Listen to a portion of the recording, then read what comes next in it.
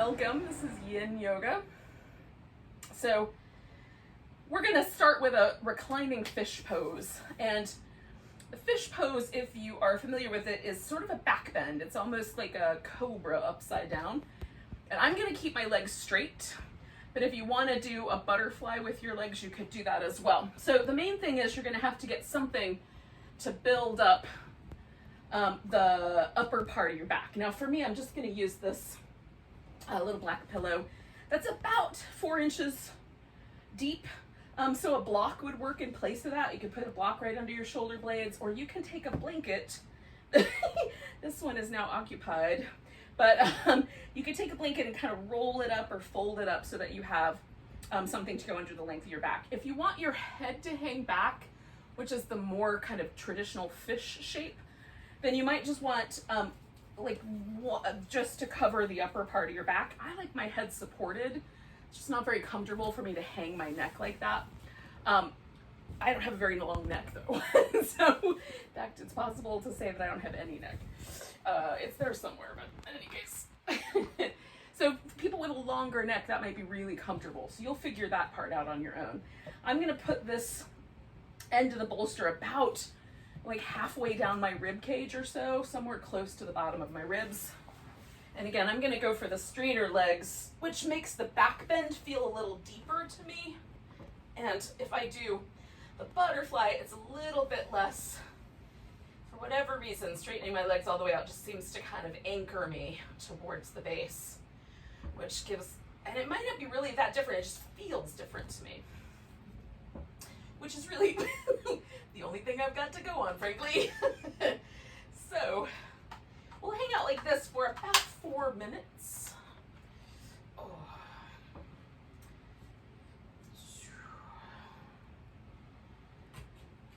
I'm just kind of making a couple of last minute little adjustments, kind of make sure my shoulder blades are feeling secure enough that I can relax through the front of my chest. My low back doesn't feel like it's too vulnerable. Sometimes just picking my pelvis up a notch and kind of tilting it a little bit towards the front to lengthen out the back works.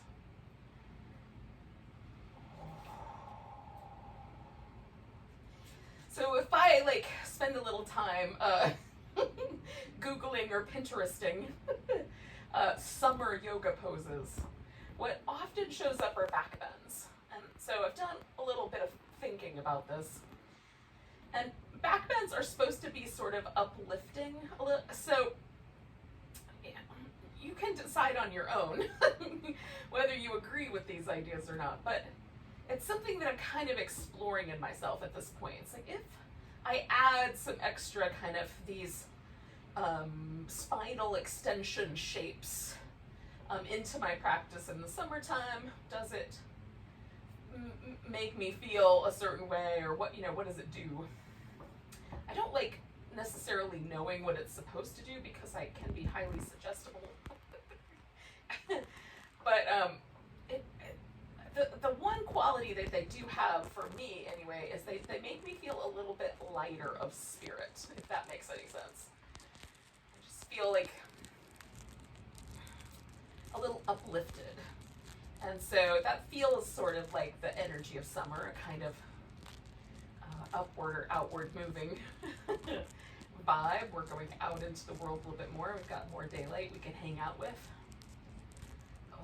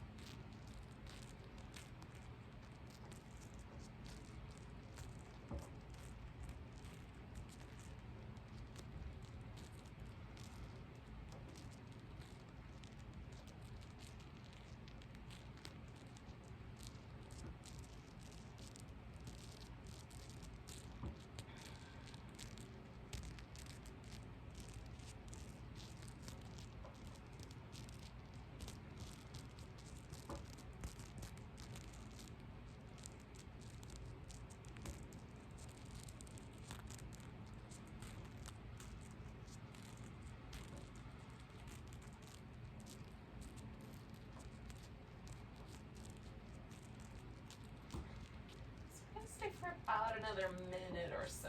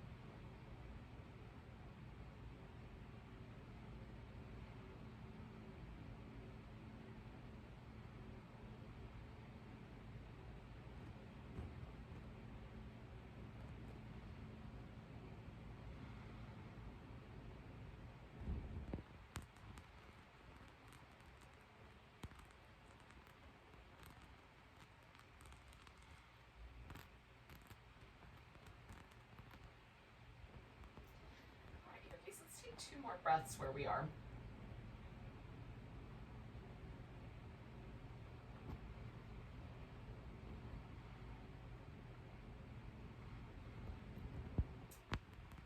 Now, I'm going to come out of this by first bending my knees, putting my feet on the floor, and then I'm going to roll to my side and take the pillow out. And depending on how you structured your pose, you might have extra steps there. I don't know if there's still a critter in my blanket. Oh yeah, there is. Okay. I'll just move her over then. Now, we're gonna do a pose in a second. First, we're gonna just relax and see what happens. But in a second, we're gonna do a cat pulls its tail. And for me, a yoga strap is a nice addition to that. It's easier on my knees if I hold onto a strap instead of holding onto my foot. But you can certainly hold onto your foot if that's something that you need to consider. Also, grab yourself a yoga strap and then come on back. Okay, so just every chance I get, especially yin gives us time for this because we hang out in poses a little longer. So we get a chance to really sort of let the pose do whatever it's going to do for us. So just notice, how did hanging out in a back bending pose make you feel? Is it pleasant when you come out of there? Is there unpleasantness? Now, physically, if it's unpleasant, then you'll modify your practice over time to try to create a little bit more support for yourself or a little less intensity. Yin yoga is kind of tricky in that, we're going for I just feel a pose. But for some of us, and some poses in particular, the pose can be intense almost straight out of the gate. So we're looking for that spot where it's oh yeah, I feel that, but it's not so intense that I'm tightening all my muscles to try to hold myself here. We want to be able to relax completely within that I definitely feel this pose kind of zone. So it's ephemeral where that should land. And the best thing I can say is learn from your practice. So when you come out of a pose, if it feels really like it was too much, or even when you're holding the pose, if you intuitively know, oh, this is too much, then definitely ease your way back out of a shape. So with that in mind, we're going to do this quadricep stretch. And the trickiness with the quadriceps is, of course, that the knee is attached. So the cat pulls its tail can be tricky on that level. So what I'm going to do, because I'm going to do my right leg in the stretch first, is I'm going to go ahead and start out. It's a long strap, but I'm going to start out with this strap on my foot. You can put it around your ankle as well. And then I'm just going to loop it around under that guy. So roll it onto my right side. Right leg is the one I'm going to have in the strap. I'm going to reach down with my left hand and grab hold. And again, you might grab hold of your foot. Now your other leg, you can put the foot on the ground. You can stretch that leg out straight. Some people hold onto the big toe and extend the leg out. I'm going to leave that foot just resting on the floor. And I'm even going to use it to sort of help my thigh move backwards in space. So because my knees are sensitive, I want to aim more of the pose at this end of my quads up here near the hip flexors and a little less near the foot so that I can reasonably comfortably do that. Now you can stay laying on your side. I roll my shoulders down to the mat so it's a little more like a twist. Okay, so we're going to hang out with this guy for about 3 minutes or so. Somewhere in that territory. And then, you know, this is the thing where you're kind of hanging out with a pose right now. It feels really good. I feel a nice kind of, yep, I can feel a stretch on the top of my thigh. There's not too much in my knee, so that feels nice. There's a little stretch from my shoulder because I'm reaching down to hold onto the strap as close to my foot as I can, but it's pleasant. And then as I just monitor this pose as we hang out with it, if it starts to feel like it's too much in any of those pressure places, I'll lighten this thing up.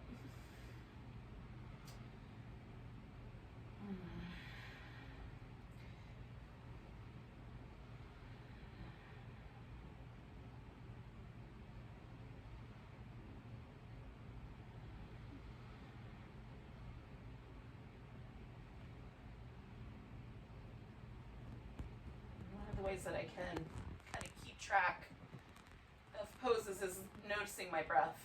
So if my breath starts to, I find myself holding my breath, or it gets kind of choppy, then I know, let's check in.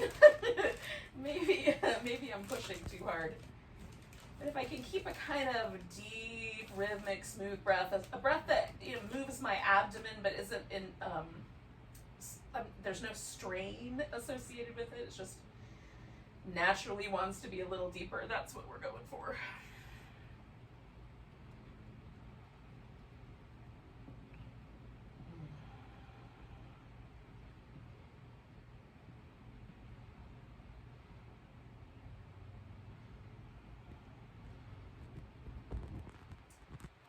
I'm going to kind of come back to this theme a couple times tonight, but getting the top of the thigh.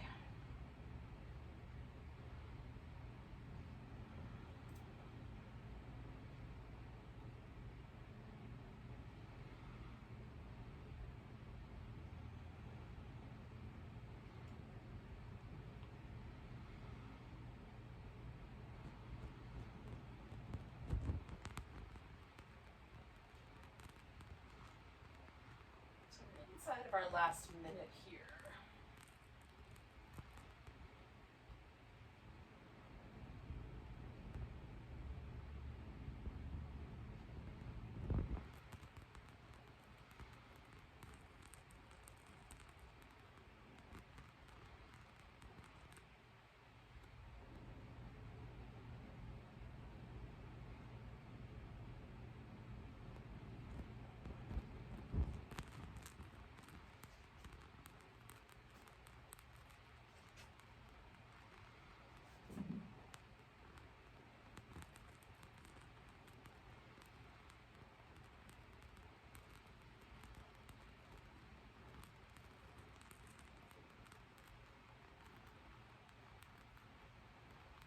Okay, yogis, take a big breath. And then I'm going to start with just letting go of my foot, straightening that leg out, and then I'm going to bring the rest back onto my back. And then, take a moment to notice what happened. And again, so I've been learning from this practice for a while. I definitely made all the mistakes, but because I used a strap and I didn't force myself to hold onto my foot the way I have done in the past, the net result is that the whole front of my leg here feels soft, relaxed. Like my hip flexor on this side feels like it's twice as long almost as the hip flexor on the other side. My hip actually sits deeper into the floor because this feels like it got a nice release. My knee feels really lovely. There's no tenderness or any funkiness in the knee at all. And sometimes that is kind of the tricky bit. So you can keep the heel farther away from the buttock by using a strap, and so that keeps the knee a little bit more friendly. So if when you came out of the pose, there's any tenderness around, especially around the knee, definitely consider a different way of holding onto your foot. If you don't have a yoga strap, you can use anything like a scarf or a towel, whatever you can loop around your foot and hold on to. Will work. These are super handy, but you don't need one. All right, so I'm gonna do some little windshield wipery things, and then I'm gonna roll over onto my other side, and we'll do the other side of this whole thing. So before I get there, I'm gonna wrap this strap around my foot, loop it underneath. A little adjustment, there we go. Okay, so rolling over onto my left side, I'm gonna reach down for that left foot, and again, I'm just trying to find the spot where it feels like I can feel that stretch on the top of my thigh, but it's not so intense in my knee. And I want the top of my thigh to move backwards and a little bit more space between my foot and my heel and my buttock. That's for me, the trick of holding my foot is while I can get it, I have to bring my foot in so close to my buttock that my knee just really tells me stories about how I'm going to pay later. I don't like those stories. So we're going to stay for about another 3 minutes or so, hanging out here.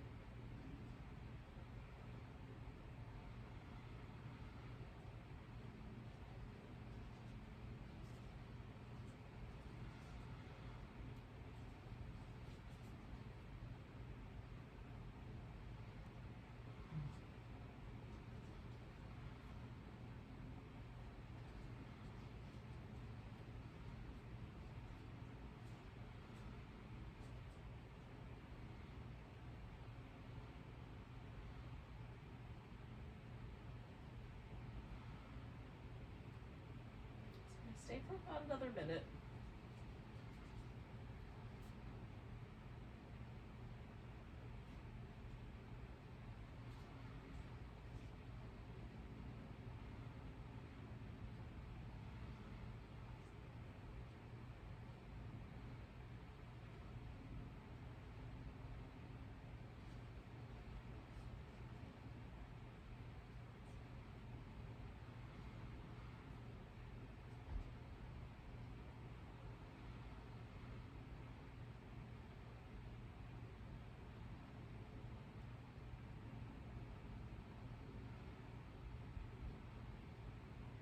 Take 2 more breaths, yogis.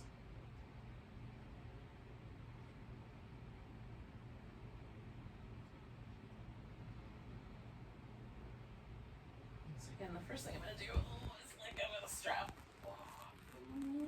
my leg, and then roll onto my back. I'm going to use that strap again later, so I'm just going to set that off to the side and make an assessment as to how things went on that side.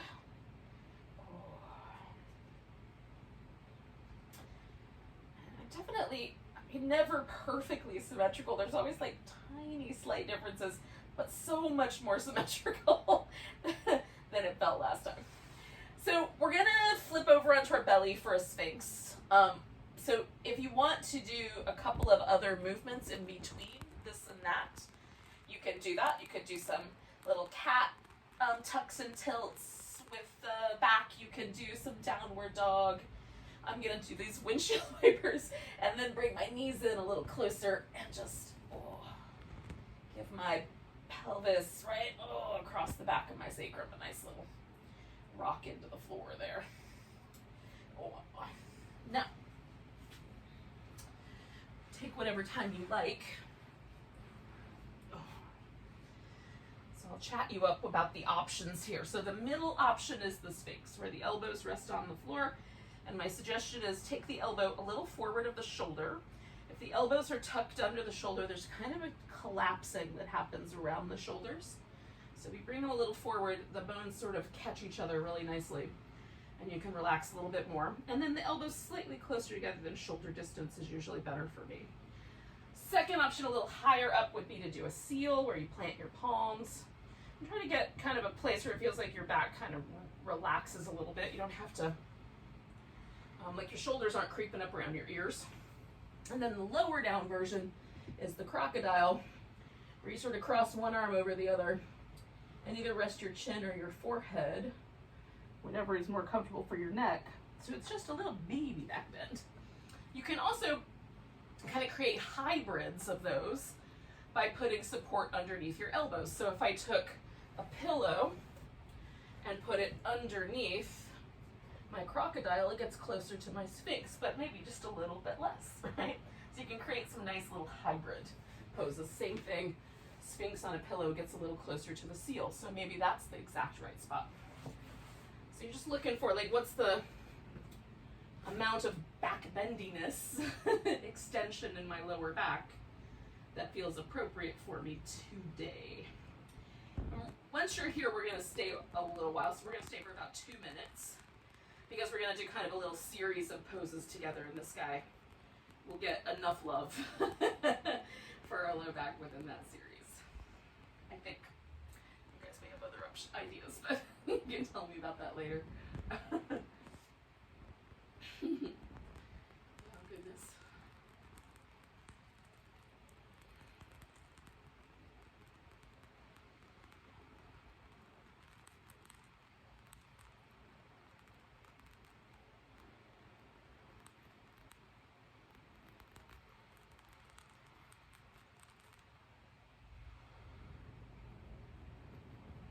I do a little forehead rest inside of my Sphinx because that feels nice. Just put my skull down for a second.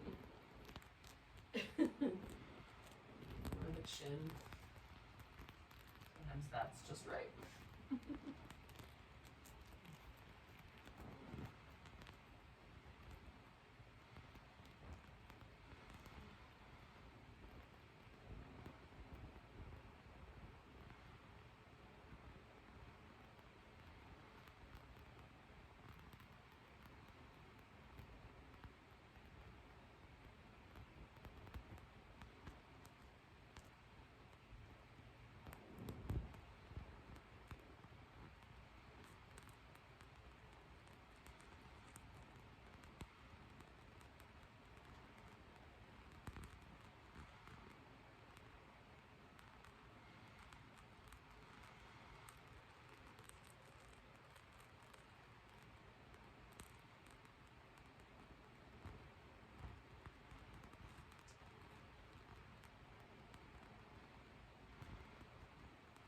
So we're going to stay with the Sphinx for a little bit longer, probably about 30 seconds. We're going to move from the Sphinx into a sleeping Buddha. Some people call this the broken wing pose. You guys can tell me what you like. I like the sleeping Buddha.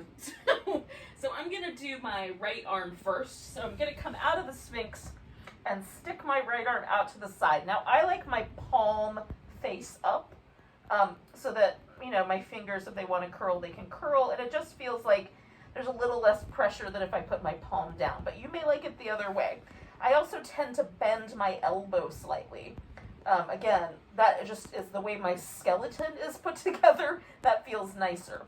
And then I like the upper arm bone to be a little bit lower than shoulder height, so not quite shoulder height, a little lower than that, sometimes even about 45 degrees in relationship to that.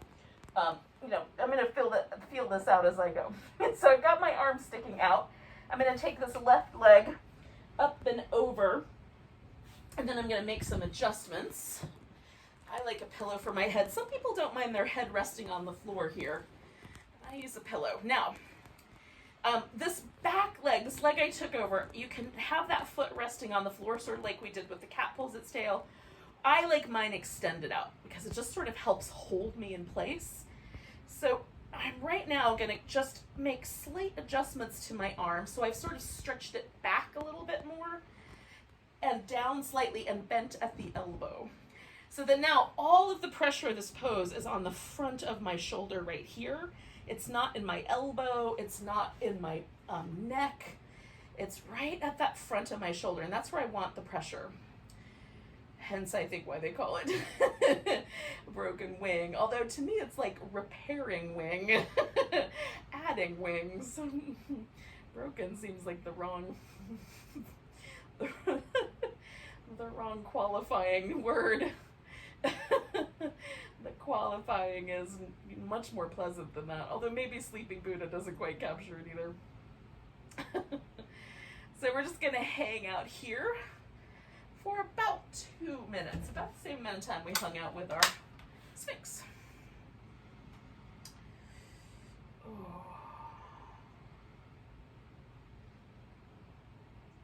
Now this extra hand, I just kind of make like a little tripod and sort of relax it.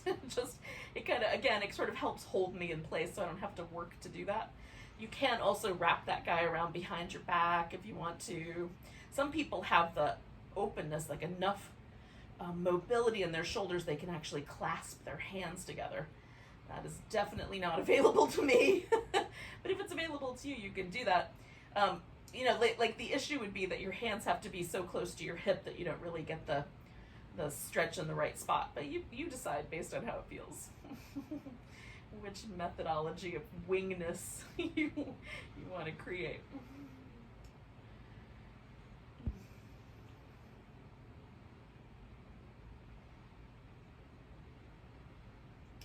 Maybe we could hybridize the two names and call it Fell Asleep on My Wing Pose. Okay, that was probably a joke just for me, but still. I think I'm hilarious. That's probably all that matters. Oh, ridiculous. Oh. I do like this pose though. It feels really lovely. It especially feels lovely when we come out of it. So we're gonna stay for a wee bit longer.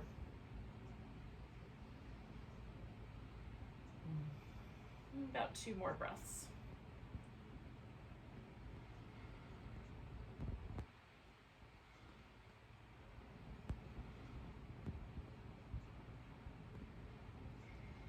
Now, when we come out of this, we're actually going to turn this right into a frog, and I'm going to do the kind of prone frog leg right here with this left leg. So I'm going to pick this leg up like a little frog flipper, and when I roll out of here, I will have that leg out in the little flipper shape. Now, before I do anything else, I'm going to take this right shoulder that I just did and just give it a little jiggle. And then some people will be able to just reach back with one or the other hand and grab hold of their other foot. That, again, not available to me with any sort of knee healthy happiness. So instead, I'm going to briefly leave my frog just so I can get my foot on this here. Okay. Coming back. So I'm doing this little frog and toad. So we've got 2 different versions of the frog. The first version is this guy out to the side like a little frog flipper. And then this version, again, is I'm bringing my foot towards my buttock and then letting my hip rest a little bit on that side. So I'm kind of leaning slightly into the side, that, you know, this guy where my foot is lifted up. So that the pressure goes into the quad and the front of my hip. And then for this leg, this is more kind of in this outer hip and in the hip socket itself. So you just kind of feel it out. I don't want too much pressure in any one spot. I just want to feel things at a level like, yeah, I'm aware of that. That's the edge, if you will. All right, now this guy we're going to stay with for about 4 minutes.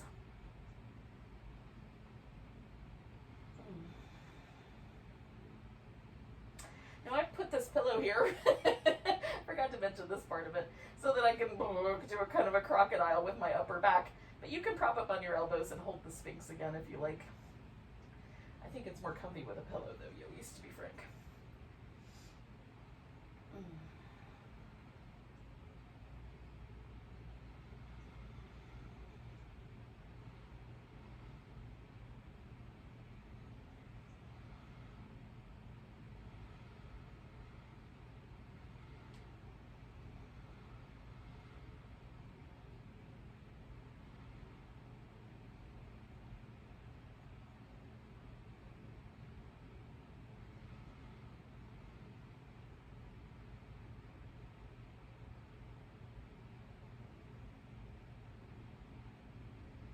We're about at the halfway mark. This is a good chance to sort of check in, especially if this is too much. You can always let go of the foot on the side that's, the foot's coming up behind you. You can certainly let that guy go and just let that leg be straight, if you care to.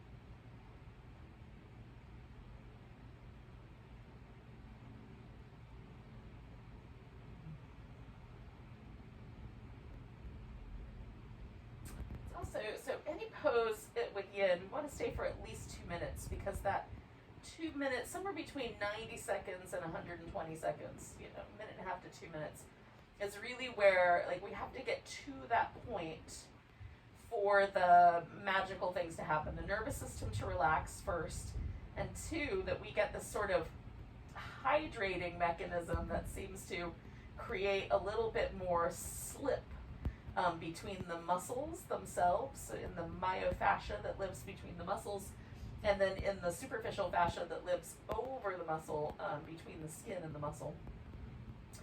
So that's what we're looking for with yin yoga, is we want to move smoother. We may not increase our range of motion, but if we move a little smoother, it feels more comfortable. And in some cases, it actually does increase our range of motion. Certainly some people claim that. So we're at that point where we're in for 3 minutes, we're staying for our last minute, but now could be the time that you're done, right?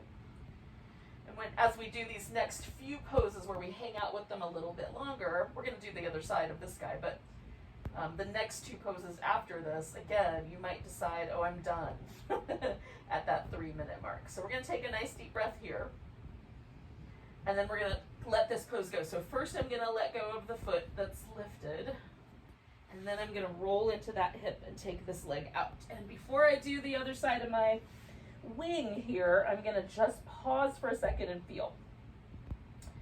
Check in with my low back, check in with my legs. I would swear to you my right leg is now 2 or 3 inches longer again. And tonight we're sort of layering on these quadricep stretches, in the hopes that, like, each time they get progressively more delightful. But again, I'll give you some other options along the way once we get to the really intense ones. Okay, well, more intense maybe. All right, so I'm gonna take my left arm out and bring myself over, and then adjust that shape. Again, you can leave the foot resting on the floor. Sometimes I like that, it's comfy, but usually I like to sort of hang my leg. Just the gravity of it hanging out there tends to hold me in place. All right. And we'll hang out with this guy for a couple minutes.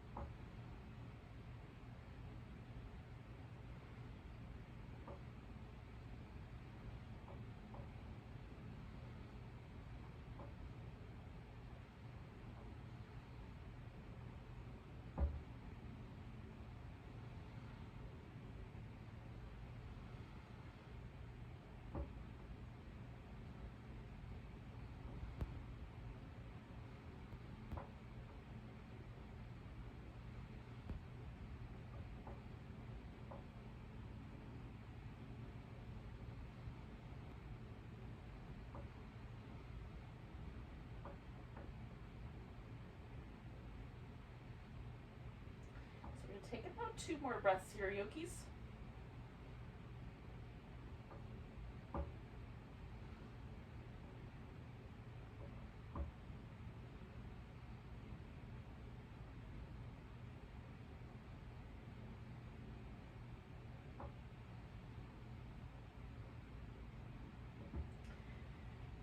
So I'm going to take a nice big breath.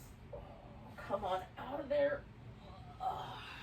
And again, I'm going to give myself this little frog shape, but before I go all the way into the pose, giving my shoulder a little bit of movement. Okay, and then catch and hold of my left foot. Not especially graceful, but it doesn't really have to be graceful, I suppose.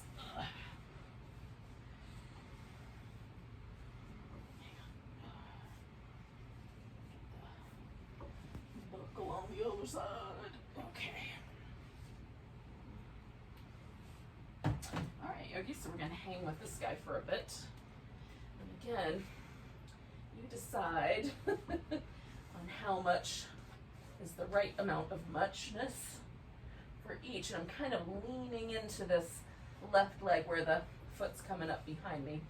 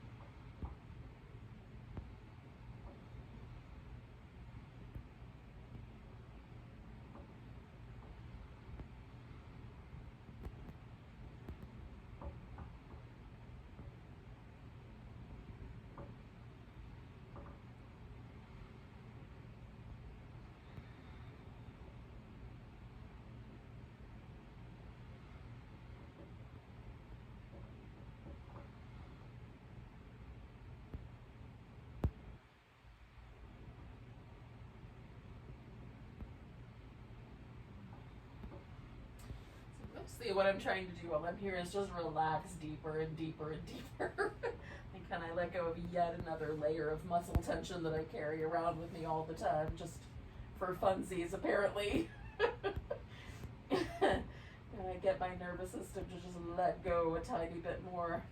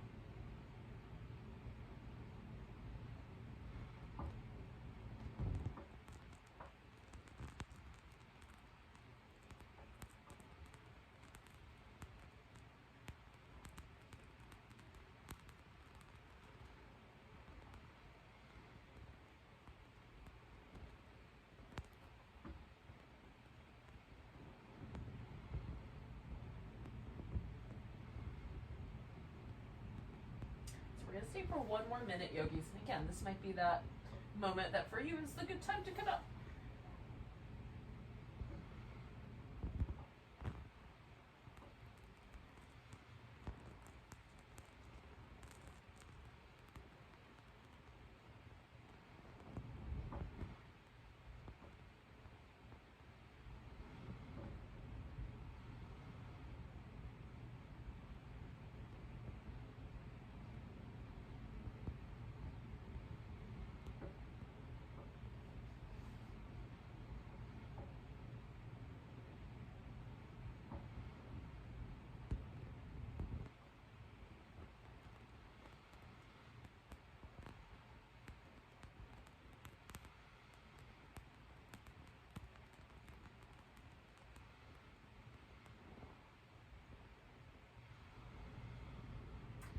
one more breath, yogis. And then we're gonna gently release this double frog, frog and toad situation.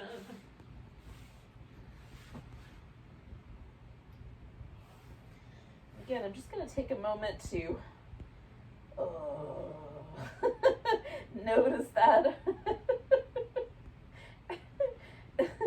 Oh, it felt good. So I apologize for the groaning, but maybe you're doing it at your house. It's all good. Now I'm going to go back to child's pose briefly, just as an interlude. You could also do some down dog here if you'd prefer. Child's pose is not your jam. Ugh. And then I'm going to come to a seated position, just as kind of an in-between, while I tell you what we're about to do.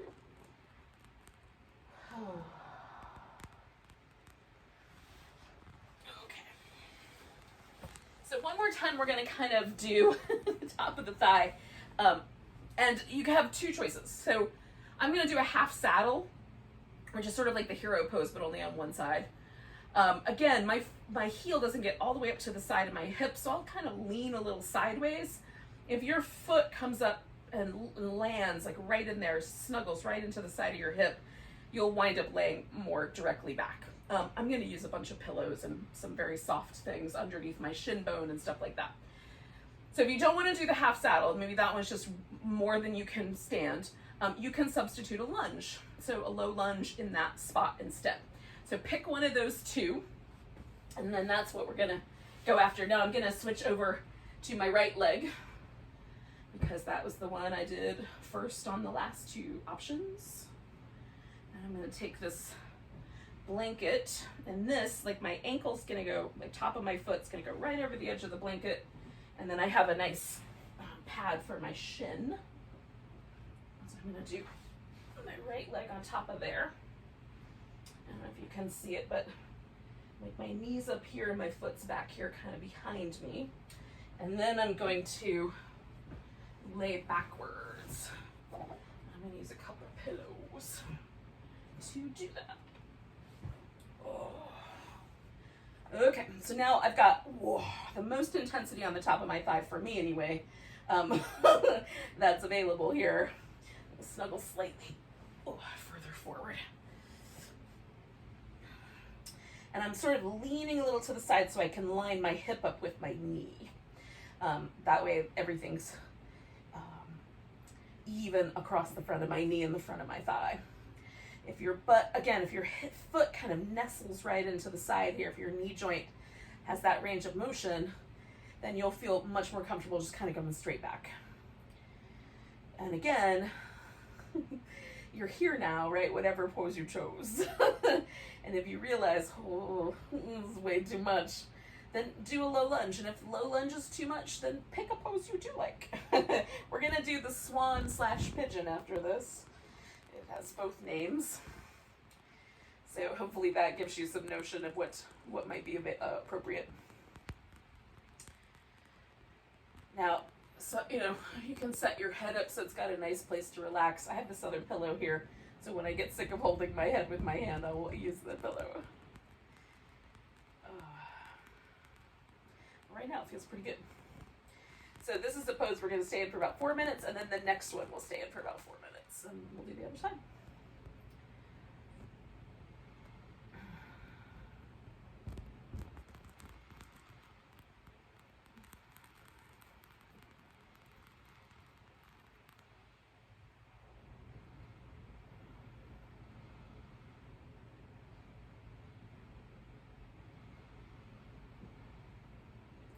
For me, this pose is probably the most intense of all the yin poses. This one's the one that pushes my buttons the most. So having done those two other sort of iterations of this stretch, feels really nice to me. It's sort of set me up just right for this pose to be within a nice comfortable space. But if that was not the case for you, we're kind of approaching our halfway mark here. Where you could even make a choice to do another, like maybe you chose the half saddle and you want to do the lunge now for the other half, or vice versa. You could do that as well. So stay for about 2 more minutes.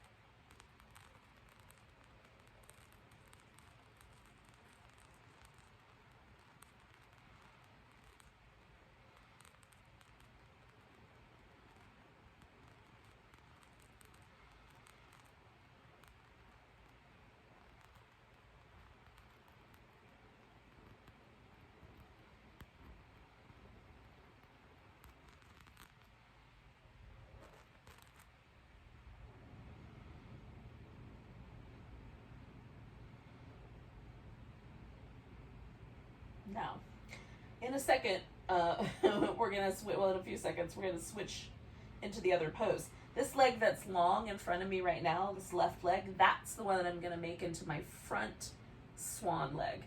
This leg, I'm gonna let be straight out behind me. So we've still got a couple of breaths, but hopefully that kind of gives you a notion. Now I'm gonna come all the way out of this pose first, and then ease myself into the swan. We're not quite there yet, I was just priming you. Although you might have come out of this pose already, and that's fine too. Let me just have a couple more breaths, yogis.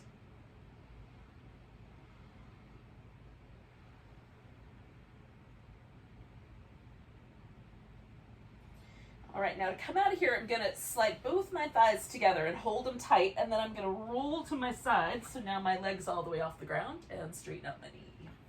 And for me, that's the best way to come out. It takes all the pressure out of my knee first. The other thigh sort of makes a shelf for the thigh that was under pressure to rest on while it comes out of the pose, which I find really helpful. And then, you know, I can get out of there without causing any trouble for my knee or my ankle. So the top of my ankle joint was kind of pressed into the floor. Just giving a little movement to those bones. And then I'm going to bend this knee and come into the swan. Swinging this guy around behind me. And your swan pose can be, you know, like a little bit more deer-like. You can have the back knee bent out to the side if you prefer, or you can go for that kind of straight back shape. Oh, I like to make it more of a back bend, again, kind of emphasizing the back bend, so I pile up some pillows so it's comfy, but also back bendy. You can also lay more flat. All right, yogis, so we'll try to stick around for this pose for about 4 minutes. And again, I'll give you the halfway mark so you can sort of make a decision for yourself whether you want to stay for the full thing or a little bit longer, or if you're done at halfway. All of those are fine.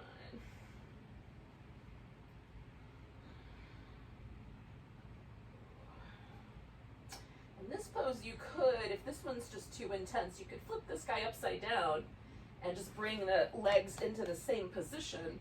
Just do it 180 degrees, flopped on its back.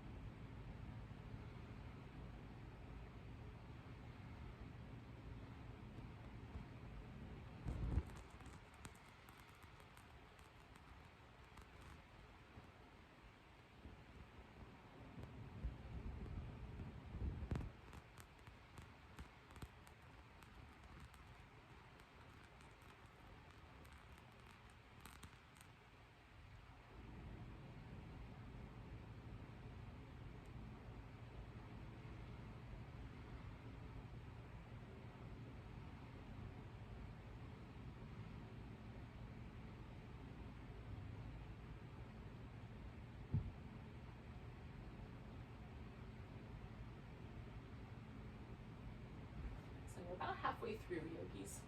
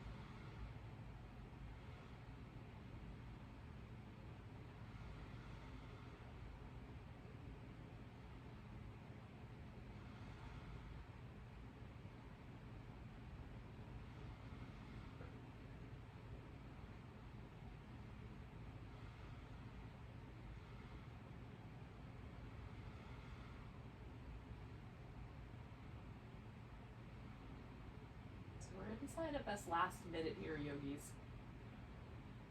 We just have 2 more breaths to go.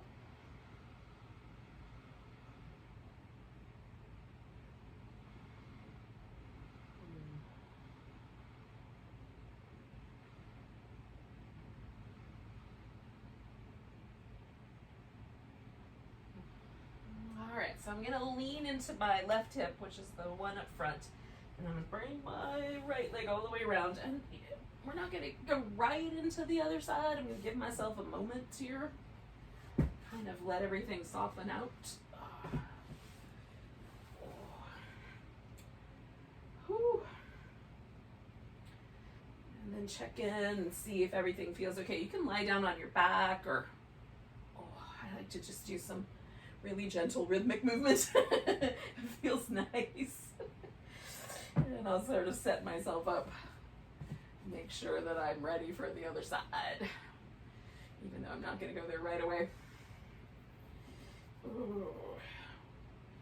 All right, yogis, so we got 2 more poses, 1 on each side. So if you're not quite ready yet, then wait until you are. If you are ready, then we'll bring the other leg around for the half saddle.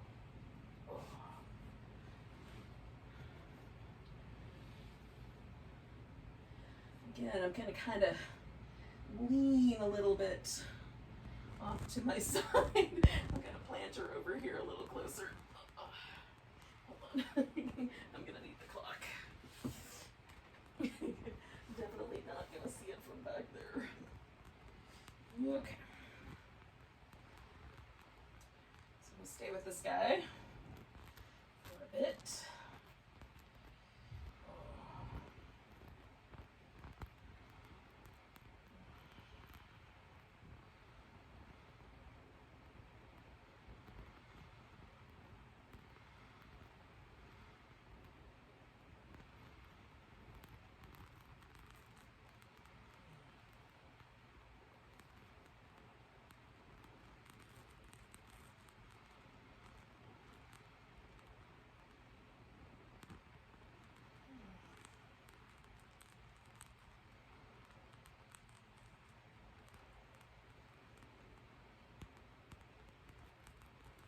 So one of the potential kind of interesting,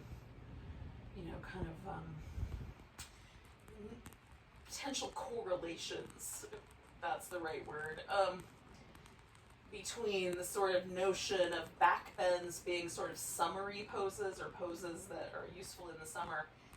In Chinese medicine, especially the later half of the summer, there's internal organ associations with different seasons, and the internal organ that's associated with summer is the stomach.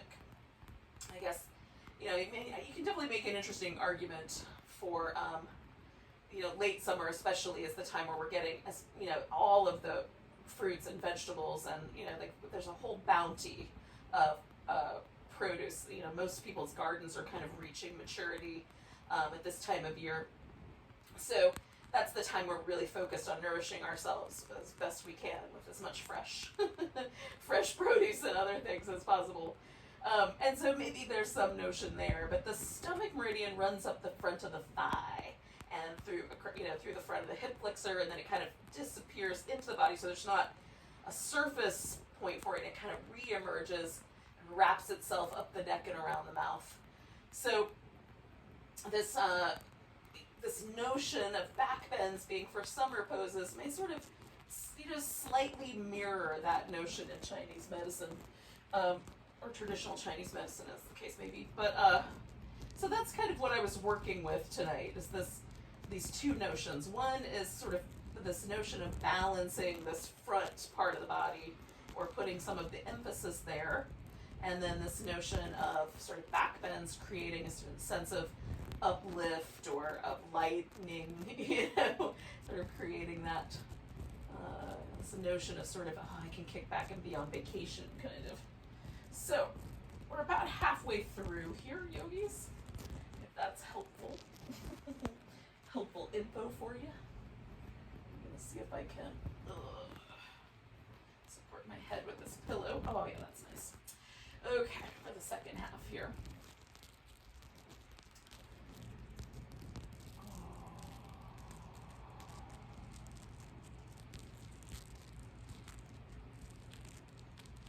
One of the qigong that you do for the stomach meridian, you sort of brush your hands down along the front of the hip and the front of the thigh and do this sort of rolling motion to the mouth and down the thigh, and rolling to the mouth and down the thigh. And so you can maybe even picture that sort of this motion like,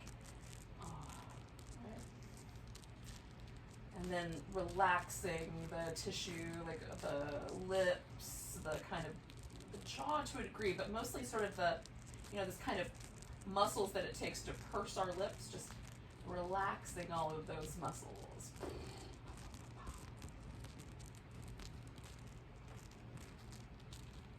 right, so we're gonna stay for probably right around another minute here. A little shy of that.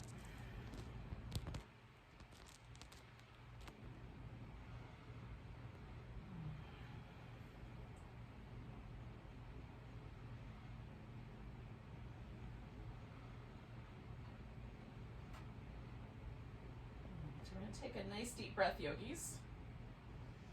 And then you'll come out of your pose in the way that you felt was the best last time, and roll into my side, straightening that guy out, coming back.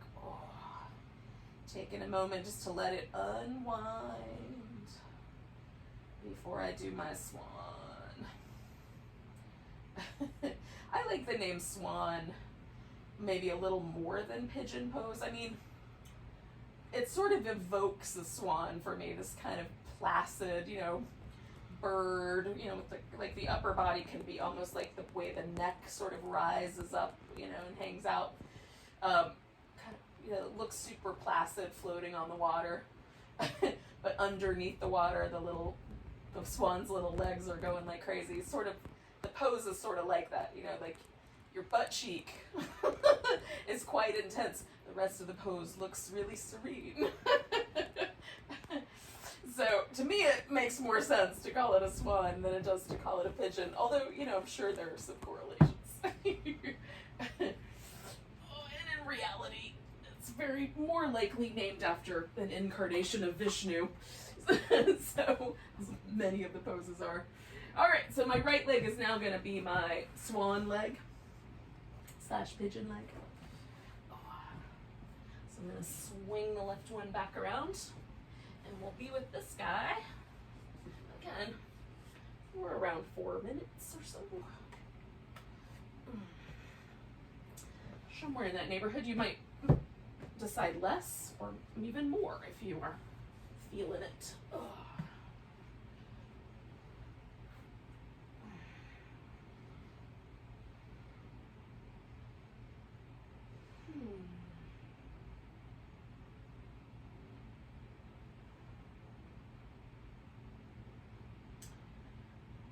yogis.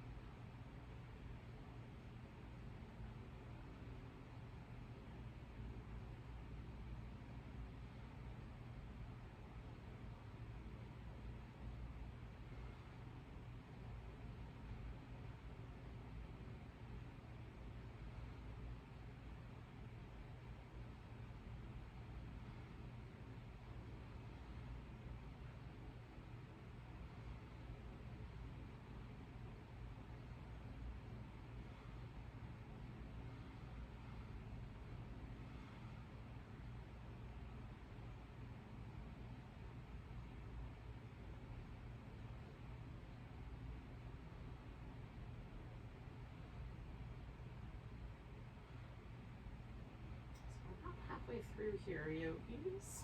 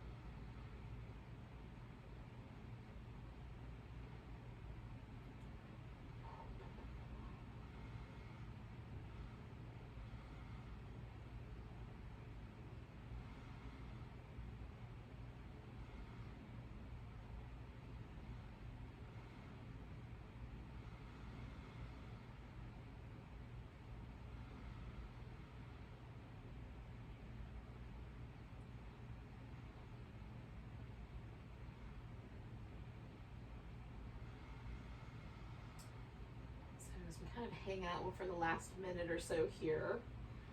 Again, this might be the point where you realize, I think I'm done. And that's okay too. We're gonna wind up laying on our back at the end of all this after we've had a chance to sort of shake everything out. So you can go directly there should you wish. We're gonna take 3 more breaths, yogis.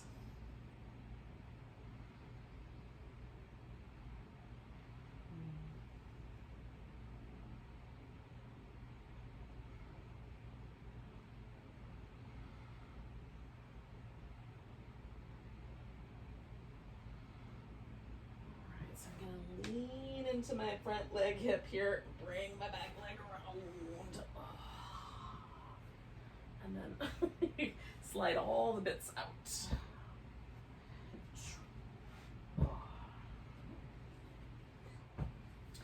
All right, now, I'm gonna go ahead and lie down because it feels nice. And why not? I can do this kind of rinse out motion from here. We're gonna do one more little pose before we hit Shavasana, and that's a happy baby slash happy puppy. You want to call it that? So we're just gonna bring the knees in, and the happy baby pose, you know, babies often hold onto their feet, so that's the idea. You can hold onto your big toes or the side of your foot, and then the puppy is more like child's pose, where the feet come towards the buttocks, and you might just hold on to your ankles instead. And that one's kind of the one that I'm up for hanging out with. Now, this seems like a really simple pose, and when it's held for a few breaths, it is pretty simple, but we're gonna try to hang out with it for about 2 minutes.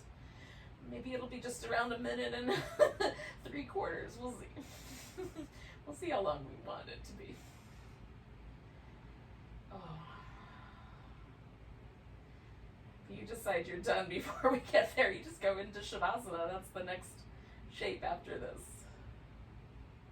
But I like it, actually. It's kind of interesting. It's sort of butterfly-like. It's squat-like, but super comfy because we're hanging out on our back. And I have lotion on my legs, so my ankles are a little bit slippery, but I'm going to do my best to hang on to them. If I wanted to, I could wrap a strap around my feet and hang on to that instead.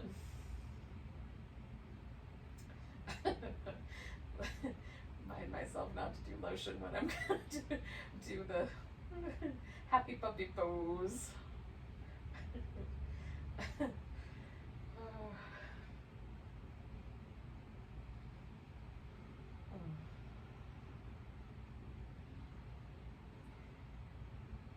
Now my low back is pretty neutral. The back of my hips is resting on the ground. My sacrum is, part of it at least is resting on the floor. So this is pretty comfortable. I'm gonna add this pillow and releasing my legs, just stretch them out. And I'm gonna go right to there, right? If you want, you can do like a little bit of a looser shape, maybe feet on the ground, windshield wiper before you stretch out for Shavasana. The pillow kind of takes away some of the potential low back, front of the hip discomfort of going directly out to straight legs. And then I'm finding that, especially right now, all summer long, I've been enjoying more of a sort of starfish shape where the arms go out a little wider and the legs come out a little wider. It just feels really comfortable. And if you like more of a sort of mountain pose, reclining mountain pose kind of shape where the arms stay closer to the body, by all means, do the one that's fitting best for you. And maybe you even want to do like your legs up over the couch or up the wall. You can do that as well. And then let yourself relax. We'll stay for a few minutes.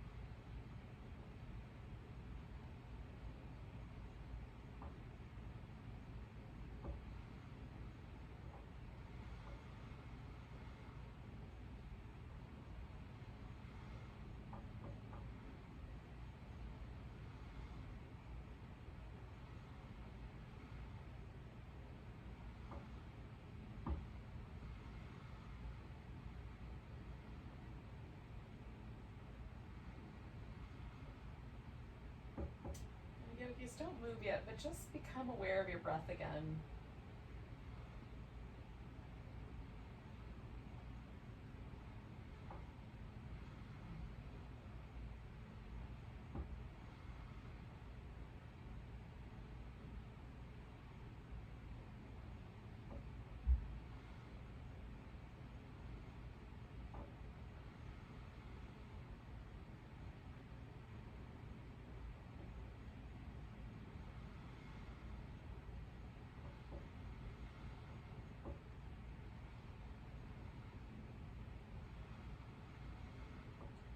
Take a nice deep breath.